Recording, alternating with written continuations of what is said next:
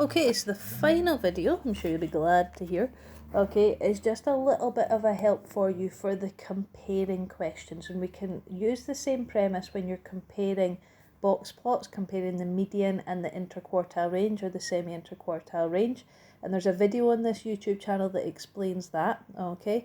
But we're going to talk about it in the context of mean and standard deviation questions. Now, it's the same idea for those of you who have seen the other video. There are three key words that you need to get your head round, okay?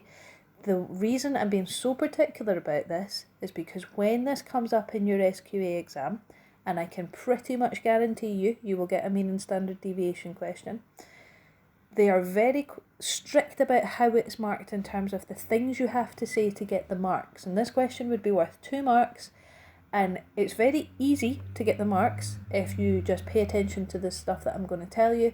But it's also very easy to go waffling off at a tangent, mentioning things that you don't need to mention, and missing out the crucial stuff that's going to get you the marks. And that was what I was really poor at as a pupil.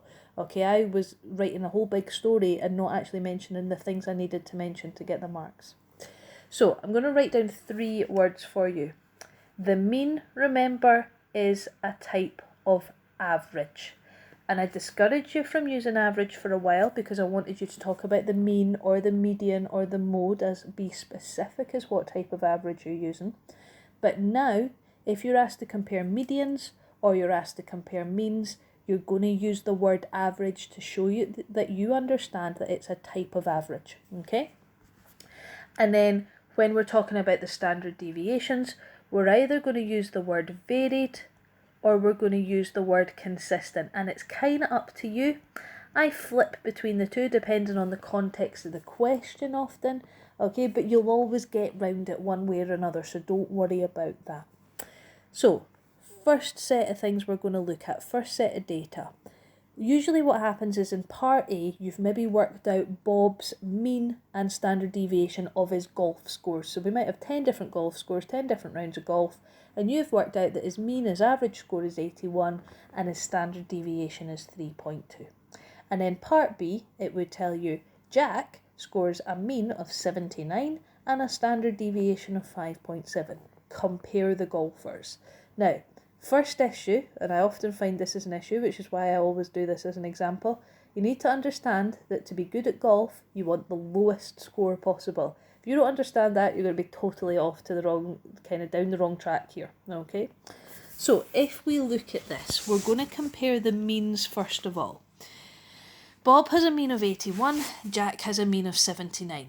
Who would you say is the better golfer based on that? Jack, because he has a lower average score. So that's what we're going to write. We're going to write Jack has a lower average. So there's me using the word average. Ting, I've almost got the mark. Score. But you need to, and here's the bit that's pathetic, you need to say, you can probably guess what I'm going to say, as 79 is less than 81.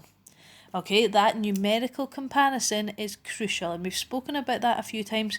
You don't put 79 as less than 81, you don't get the mark, despite the fact I know it is so obvious, okay? But you've got to explain it in those specific terms, okay? You don't need to go off at a tangent and say, Jack maybe practices more, or Jack's maybe been playing golf for longer, nothing like that. You don't need to explain the reason behind it. That's not what we're doing. We're just comparing the numbers, okay?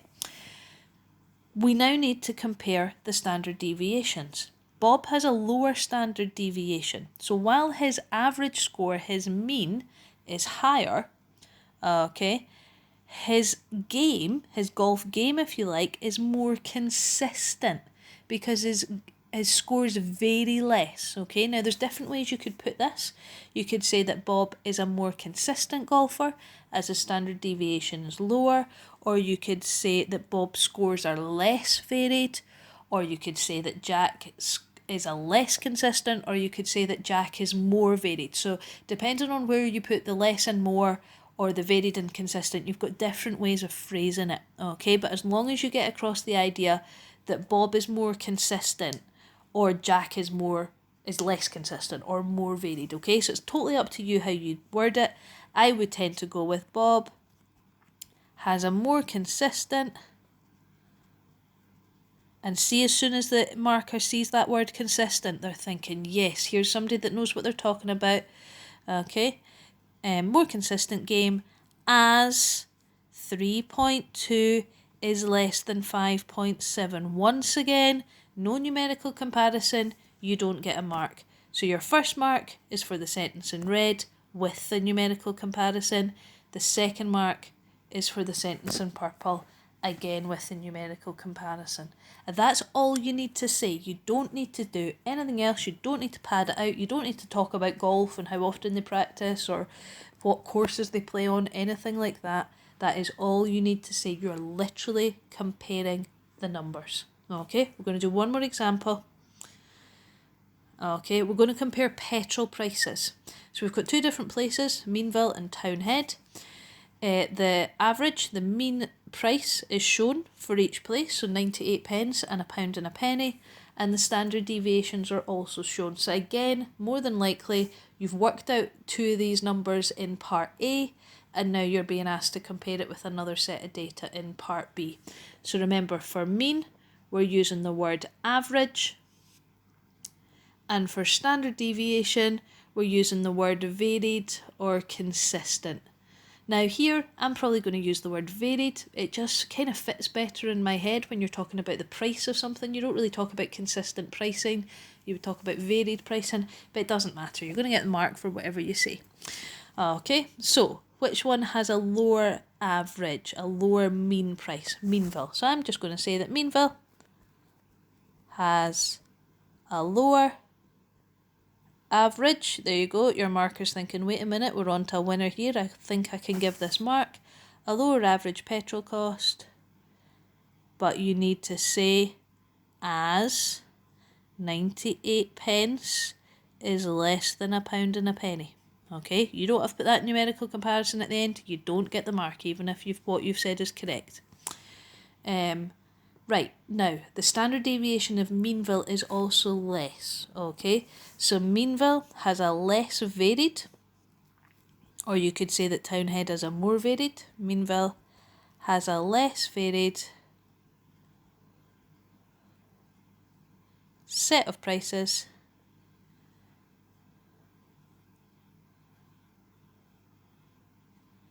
as 0.34 is less than 1.27. And the standard deviation doesn't have units. That's not pounds or pence or anything. It's just a number.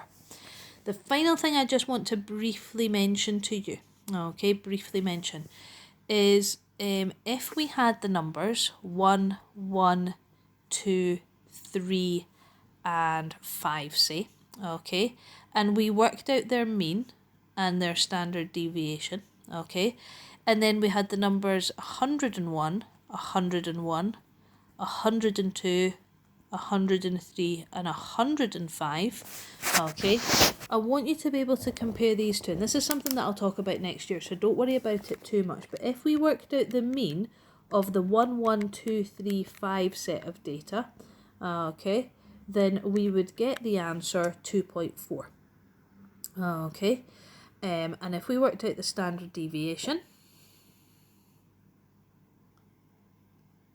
we'd get 1.67.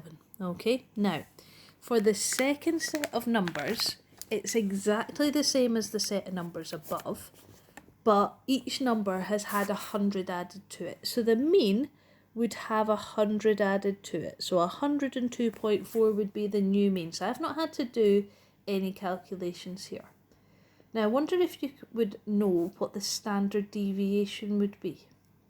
Because the mean has changed and every single number has changed by the same amount, the standard deviation doesn't change.